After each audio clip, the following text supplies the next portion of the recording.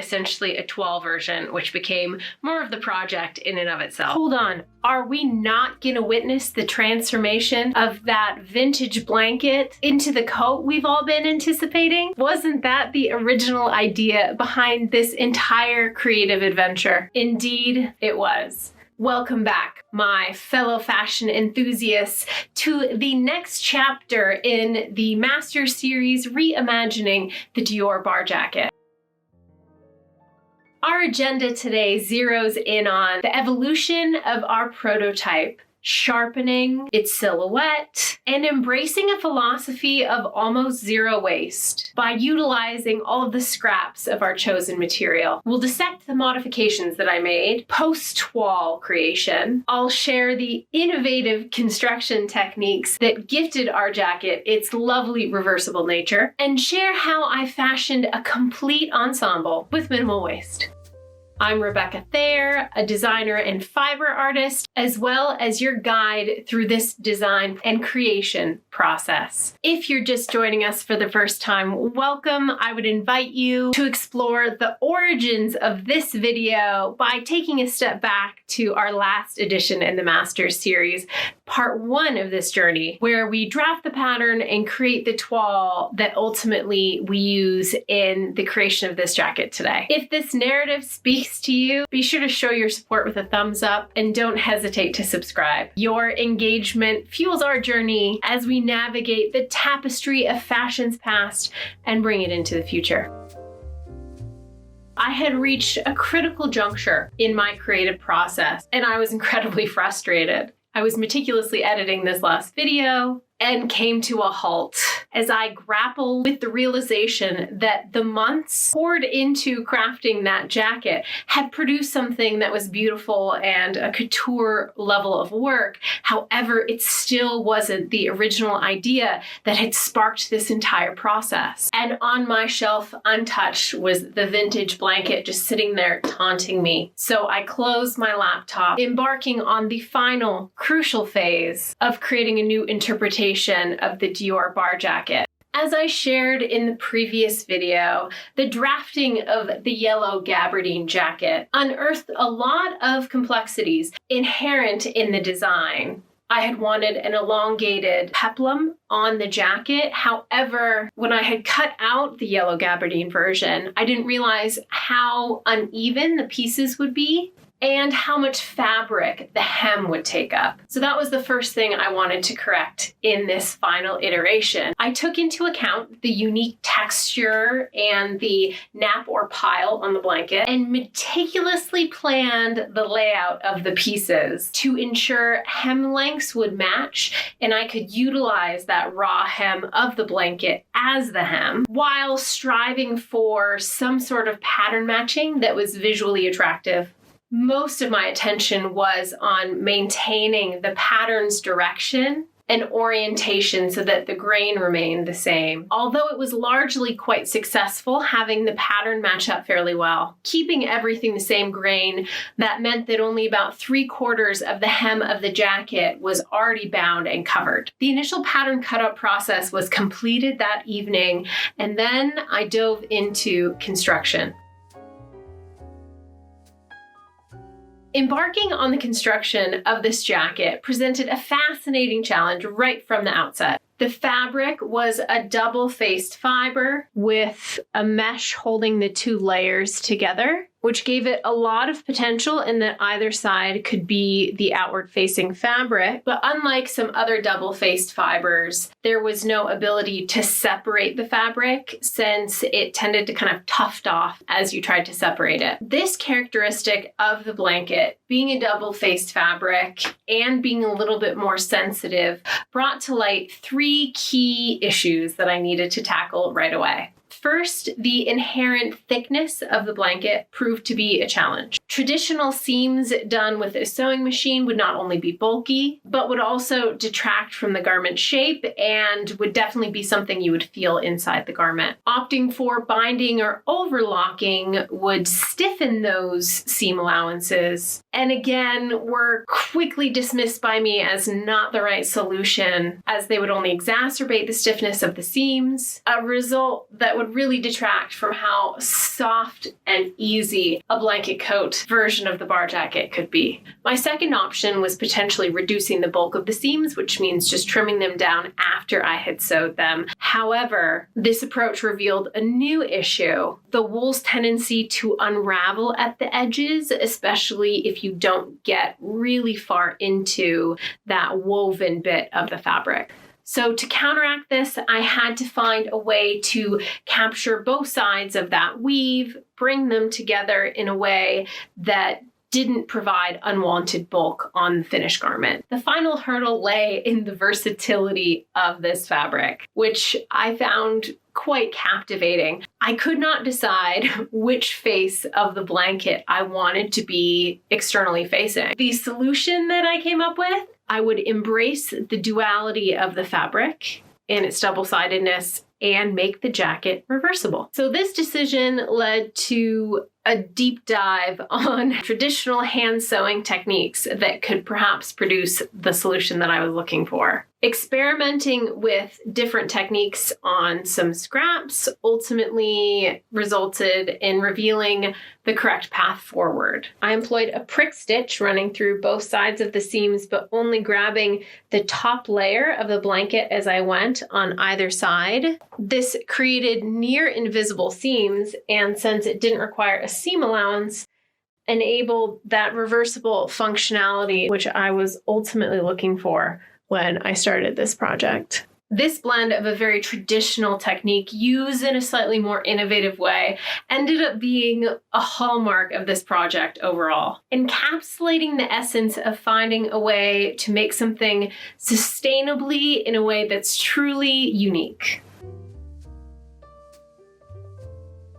The purpose of toiles, like that yellow jacket, are to perfect fit on a pattern. However, achieving the perfect fit for the blanket version wasn't nearly as straightforward as I had initially hoped. On first approach, cutting out the pattern, I had left the seam allowance that had been part of the pattern pieces to allow for that to be removed during the sewing process. However, by doing the hand prick stitch, I ended up not using the seam allowance at all. That ended up very much complicating the fit, especially around the shoulders where there are these lovely princess seams on either side. So adding a seam allowance essentially added width to it that took the shoulders and knocked them off the sides, which is not where I wanted them to be. I ended up trimming those seams after they had been sewn and re-sewing them back up to remove that unwanted width, streamlining the shoulders and ensuring that the overall shape of the jacket,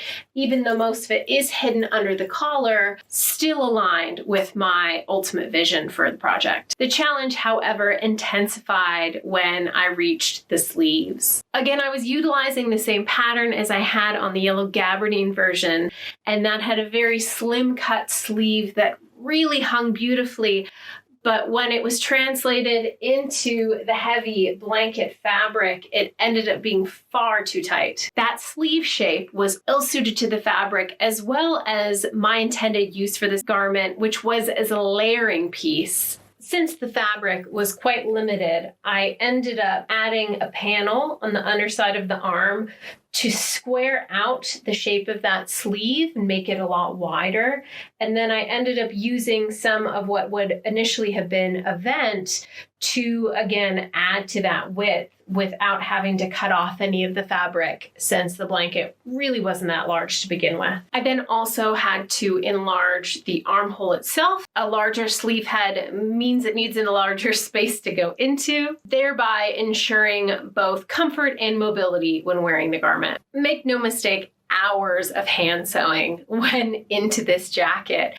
And while it wasn't the most efficient, embracing the art of hand sewing ended up actually being a silver lining in this creation process. Since the fabric was felted wool, I actually was able to manipulate it quite easily to achieve some of that pattern lining up using the hand stitching. It allowed me to finesse the way the seams came together with a precision that a sewing machine just would not have been able to accomplish. This very manual, hands-on approach was particularly transformative when it came to attaching the collar, which was one of my least favorite processes with the yellow gabardine. To my shock and surprise, it was incredibly easy to attach the collar in a way that ended up being, again, fully reversible on the first try. But the success here was not just because of my familiarity with the fabric and hand stitching.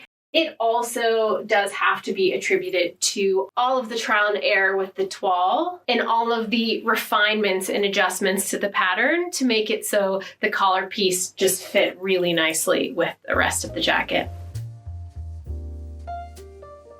My initial attempt to complete the hem of the jacket was a very humbling experience. I initially tried to reattach this thin strip of jersey using my machine to very disappointing results. This setback, however, serendipitously led me to trying out another of my favorite hand stitching techniques that I had learned while doing the toiling process, hand felling, which was a technique I used on this jacket, and I actually cut off the trim with the wool still inside, hand felling it all along the edge of the jacket. I started with this collar piece and was just blown away with how polished it looked once I started adding this. So I end up recutting it with the wool inside, and then I'm actually sewing that together here. And you can see on the other side of the seam, actually quite a decent amount of a gap. You can see it's really nicely closing here because a felling seam just kind of pulls things together. So I'm just doing this pretty quickly by hand, and so far that's looking really nice. So I ended up reattaching the original hem of the blanket using hand felling to the entire jacket. There were a few things that I did end up machining on the jacket. As I was getting towards the end, I just decided I didn't want to deal with the reversibility of the vent on the sleeve, so I did just like a quick machine stitch there. And then I also did machine the buttonholes on the jacket. And despite the nap of the blanket, machining the buttonholes ended up being really easy, and they just kind of disappear into the pile of the blanket there. No story is good without a looming deadline, and of course I decided the perfect place to wear my new blanket jacket would be Copenhagen Fashion Week. So I found myself finalizing the jacket in somewhat of a rush, eager to present my fabulous cozy creation on such an illustrious stage, even if it was only as a fashion show attendee. It wasn't until the very night that I arrived in Copenhagen that I finished covering the buttons and attaching them. A last minute activity, however, I'm very pleased with how it turned out. I have a particular fondness for covered buttons, using what I have dubbed the dumpling method to cover them.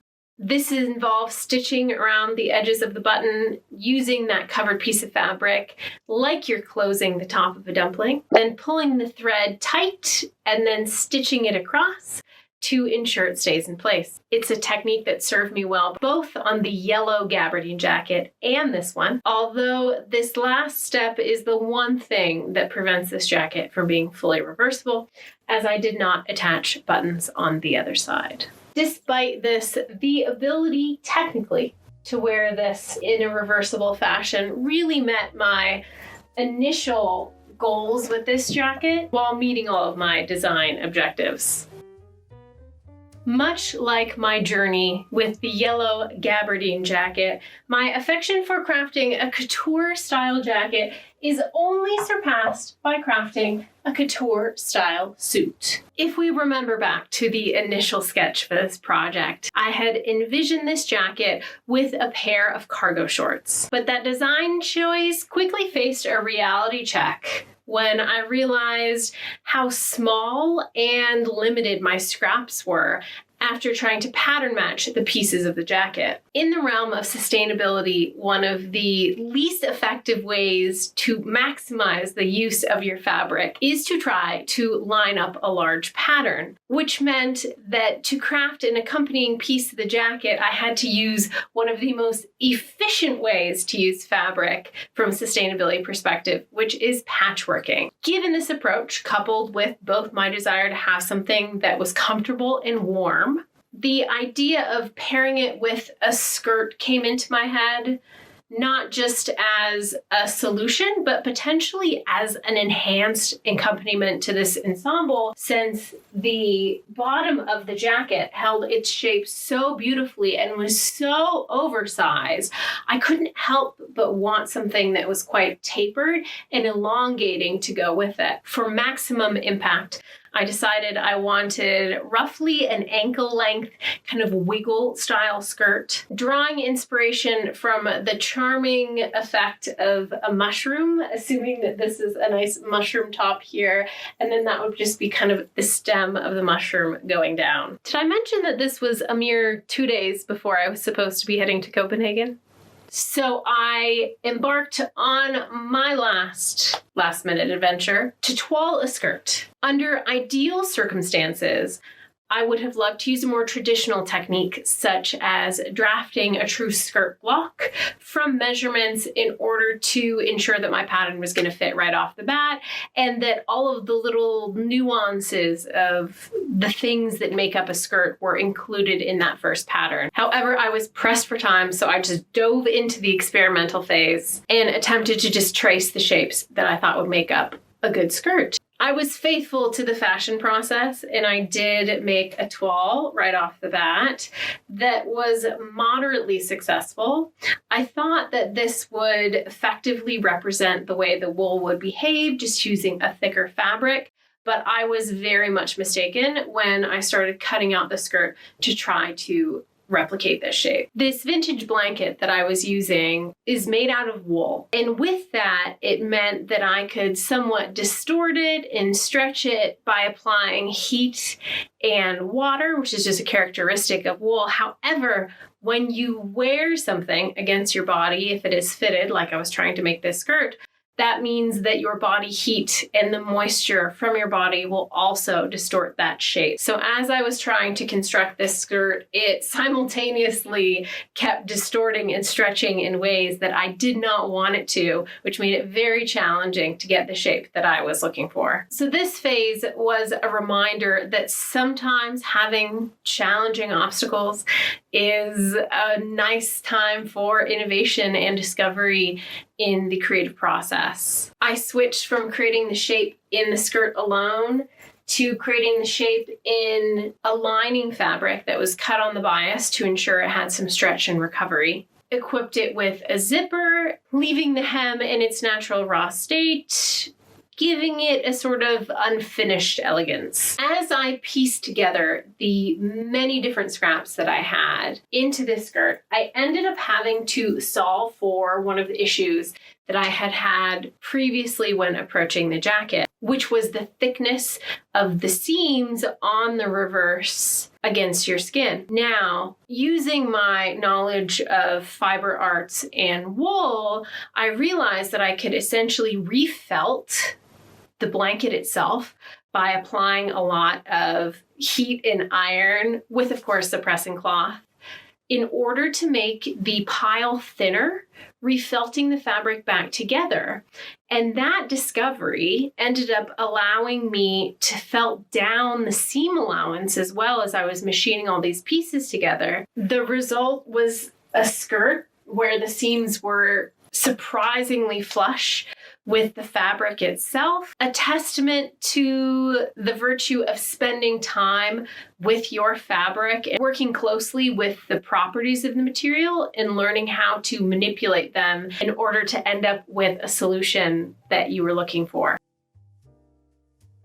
Crafting this jacket and finishing out this journey of reinterpreting the Dior Bar Jacket has really been a masterclass for me in creativity, patience in the art of the design process, and has yielded so many insights that I will carry forward into my future projects. Initially, in part 1 of this series, I believed that crinoline would be the best solution to create that incredible 3D shape without having to do very heavy padding. However, it became very clear in this iteration of the project that if the pattern pieces are cut correctly, in the right weight of fabric, you can actually create that seemingly gravity-defying shape without anything underneath. It became clear that the natural drape and weight of the fabric eliminated the need for any additional structuring, so the pattern pieces form that curvature, a testament to the power of thoughtful design and the right material choice. This discovery and this ability to create such a dramatic shape so simply really solidified my affection for this type of geometric volumes in more structured garments.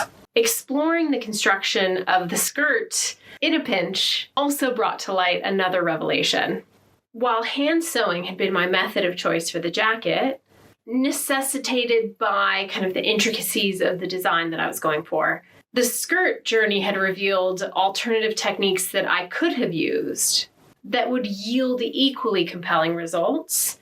The exploration of fabric manipulation, leveraging heat, moisture, and other techniques had really opened up a new realm of possibilities in terms of how to craft this fabric. And that very much enriched my understanding of textile behavior and is something that I will continue to try to do to expand my toolkit as a designer.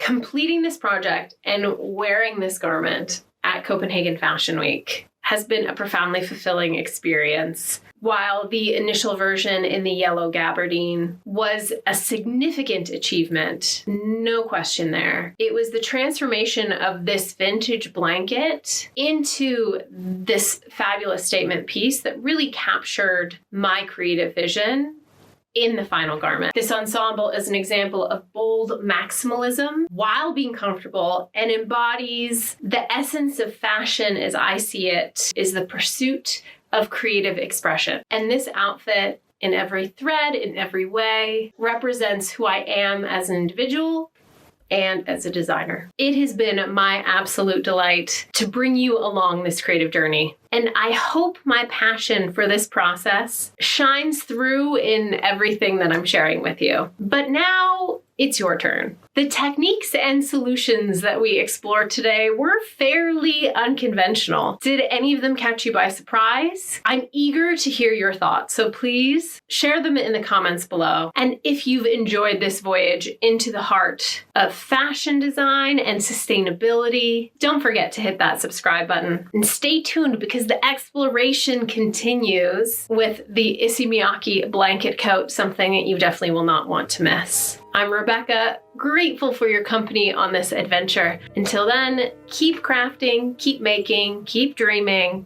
and let's keep reimagining fashion together.